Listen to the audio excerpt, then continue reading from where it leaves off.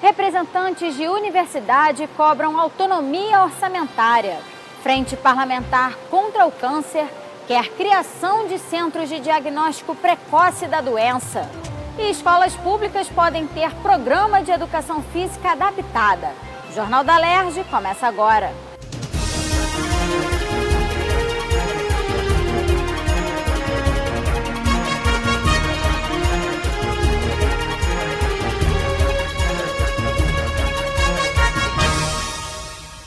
Boa noite. Em audiência pública da Comissão de Educação da Alerj, representantes de universidades estaduais cobraram mais autonomia e repasse dos recursos através de duodécimos. A crise econômica e os problemas das universidades estaduais foram os temas abordados durante a audiência da Comissão de Educação da Alerj, que ouviu reitores e professores da UERJ, UENF e UESO, além de representantes do Ministério Público. As instituições reclamam da falta de repasses do governo estadual, o atraso do salário dos servidores e o não pagamento de bolsas e serviços terceirizados. Luiz Pazzoni, reitor da UENF, relatou que a universidade não recebe repasses há 18 meses e que se mantém em funcionamento graças a uma doação feita pela Alerj no valor de R$1,5 milhão. O reitor ainda sugeriu uma política de Estado para a educação semelhante à implementada em São Paulo, onde as universidades recebem repasses através de duodécimos, o que, na visão dele, traria maior autonomia financeira às instituições. Nós estamos há 18 meses sem qualquer repasse para a manutenção da universidade.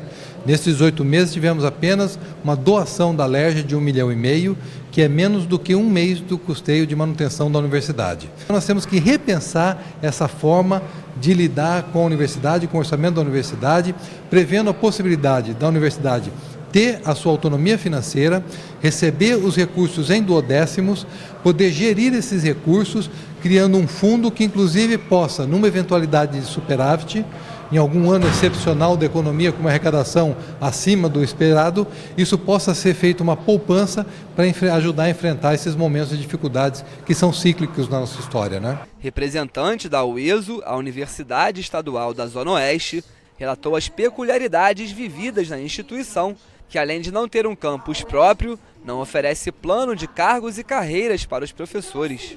Outro problema está no corpo técnico da universidade, que tem remuneração 70% inferior às demais faculdades do Estado. Hoje o nosso orçamento liberado com esse descontingenciamento só nos permite contratar segurança, limpeza, manter os serviços básicos.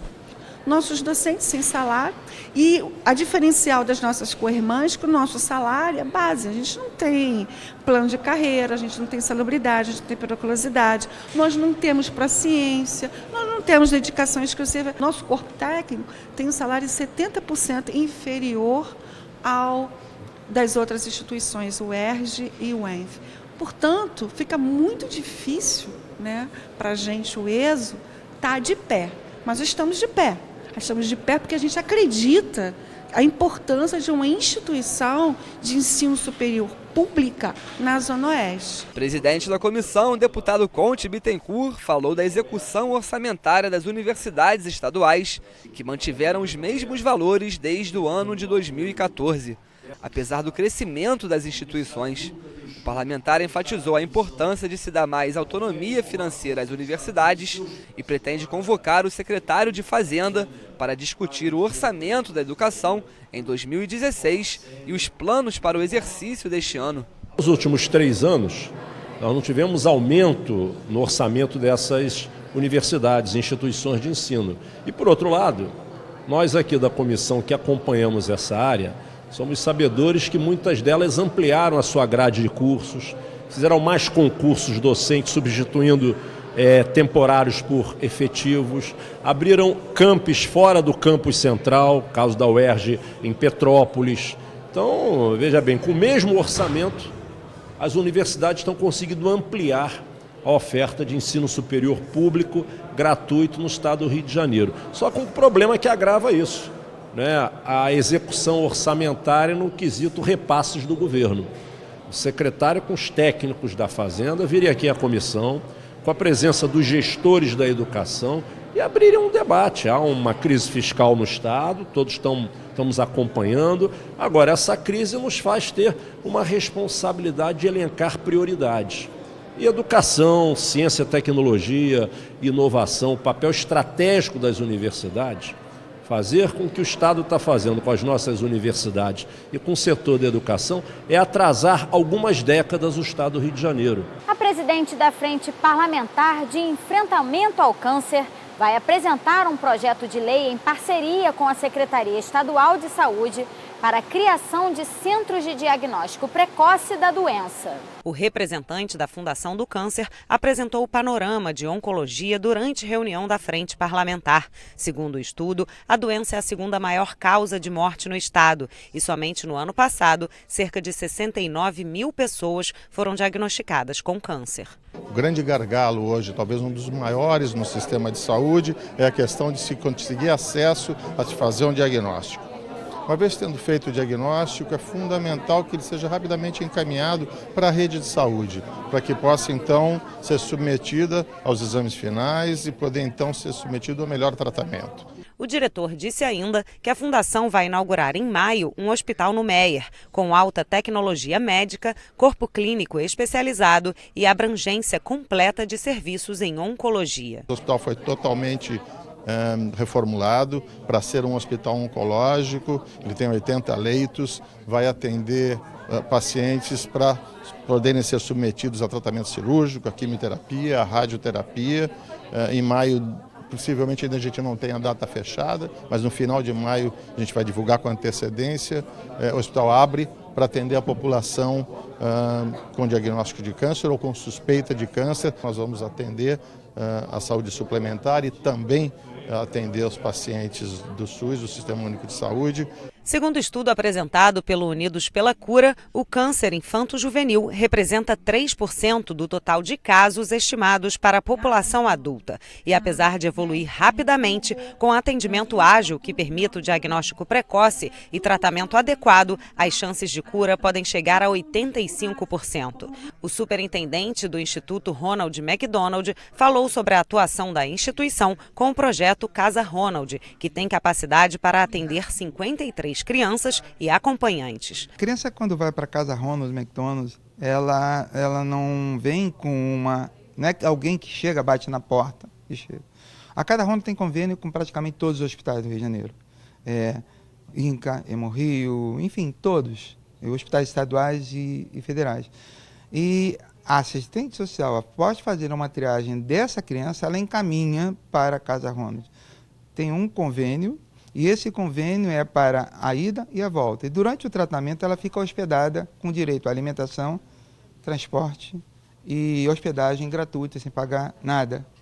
Na verdade, quem recebe somos nós, que aprendemos muito com as famílias, né?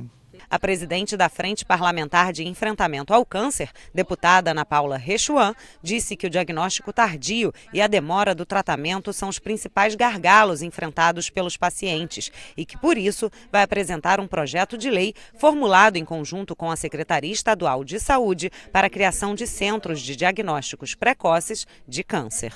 Já existe uma estrutura chamada UNACOM, que é uma estrutura de credenciamento federal, ou seja, recebe recurso para tratar câncer, para receber os pacientes do câncer.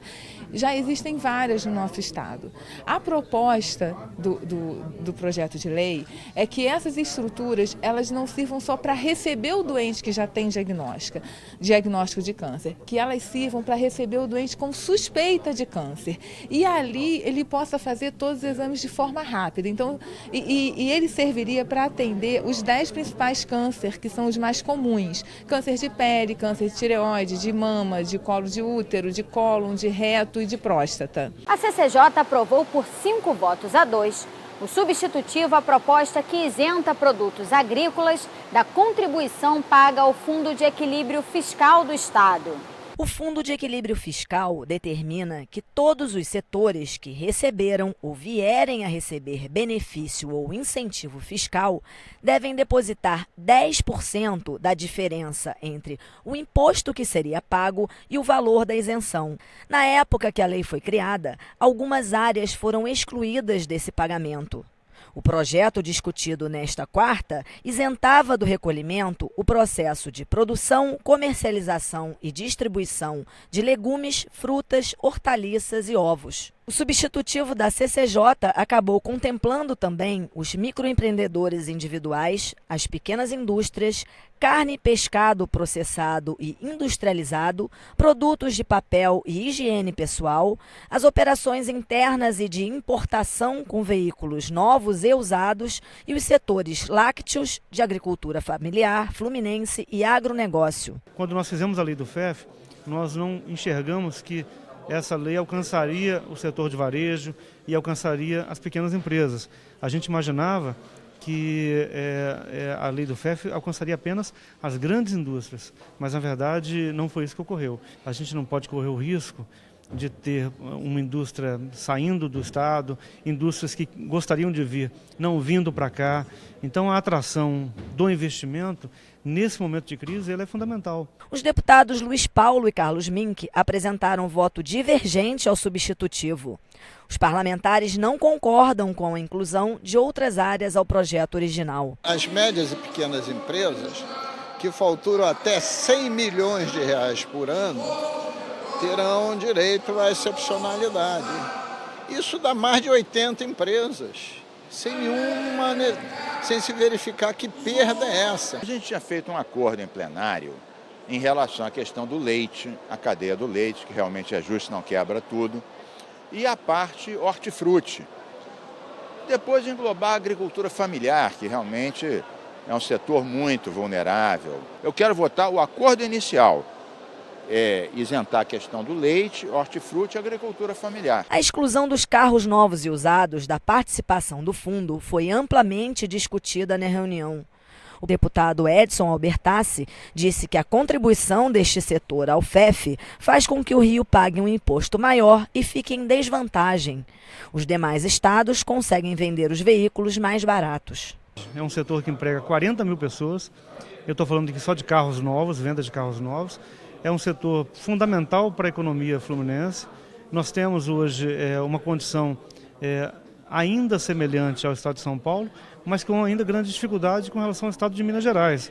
Então nós precisamos manter como está, porque se o FEF não for retirado, nós estaremos mantendo o imposto triplicado desse setor. Nesta quarta-feira, os parlamentares analisaram no plenário o projeto do deputado Chiquinho da Mangueira, que cria o programa de educação física adaptada nas escolas públicas do estado. A ideia é promover o desenvolvimento e a inclusão de alunos com deficiência. O texto aprovado segue para a sanção ou veto do governador. É uma questão de inclusão social. E segundo, que eles serão atendidos por profissionais de educação física que são preparados para poder lidar com esse tipo de recuperação. E valoriza a profissão, valoriza o profissional, valoriza o trabalho.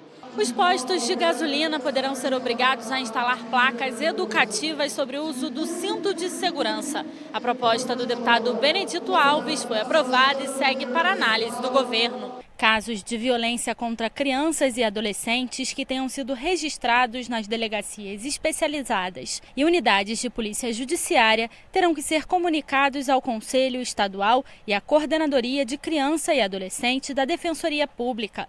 A comunicação deve ser feita em até 5 dias.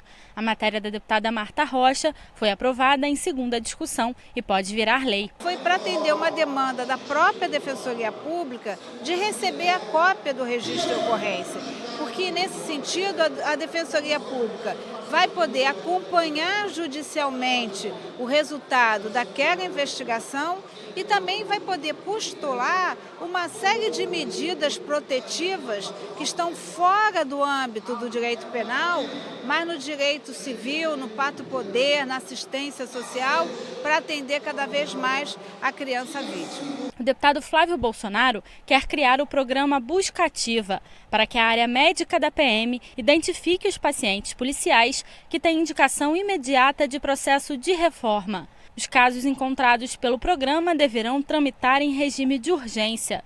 O texto recebeu uma emenda e retornou às comissões.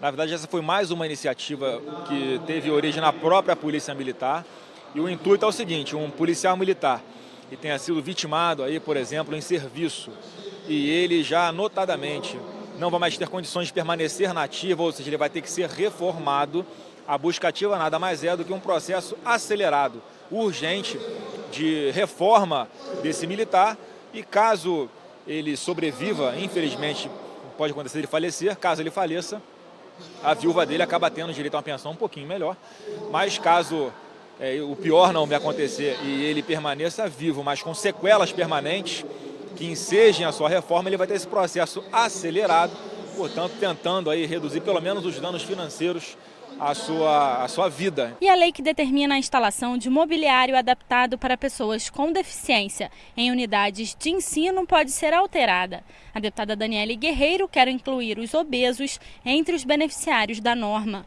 O texto foi aprovado em segunda discussão e segue para a sanção ou veto do governador. A aprovação dessa lei é que obriga as unidades escolares, tanto particulares como públicas, a fornecerem mobiliários adaptados para essas pessoas com mobilidade e obesidade também, com deficiência e obesidade, vem trazer um direito que é adquirido, que nós temos, que é a educação, mas com dignidade. Isso é muito importante. Já o deputado Dionísio Lins quer proibir a instalação de radares de velocidade em áreas de risco, ou seja, próxima de comunidades com alto índice de violência e confrontos armados em vias urbanas. A proposta foi aprovada em segunda discussão e segue para análise do governador. Vai se tirando aos poucos, nós já encaminhamos ao IPEM, que é o órgão executor do Inmetro, para que nos mande a relação de todos os radares e toda e qualquer área de risco, onde tem radar, que a população, se parar, é assaltada. Se acelerar e avançar, é multado.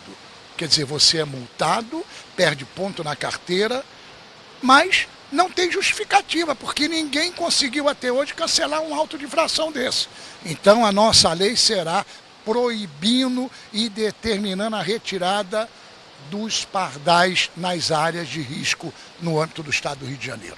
Operadoras de telefonia fixa, móvel, de transmissão de dados e de TV por assinatura podem ser obrigadas a enviar aos clientes em 7 dias corridos uma cópia do contrato de adesão e termo de aditamento por carta registrada. O texto dos deputados Aqueu Teixeira, Gilberto Palmares e Luiz Martins recebeu 2 emendas e volta a ser analisado pelas comissões. Esse projeto ele foi apresentado porque muita gente, mas muita gente mesmo reclama que às vezes vai numa concessionária de telecomunicações, vai numa empresa de TV por assinatura, tem aquele contrato enorme que não dá para a pessoa ali na hora ler e às vezes nem recebe. Aí a pessoa faz o contrato, assina, daqui a pouco quer reclamar um problema da prestação de serviço, quando vai ver no contrato ele não tinha esse direito. Então, para corrigir isso, nós estamos apresentando um projeto de lei de que todas essas concessionárias são obrigadas a enviar para a casa da pessoa a íntegra do contrato para que ela tenha conhecimento.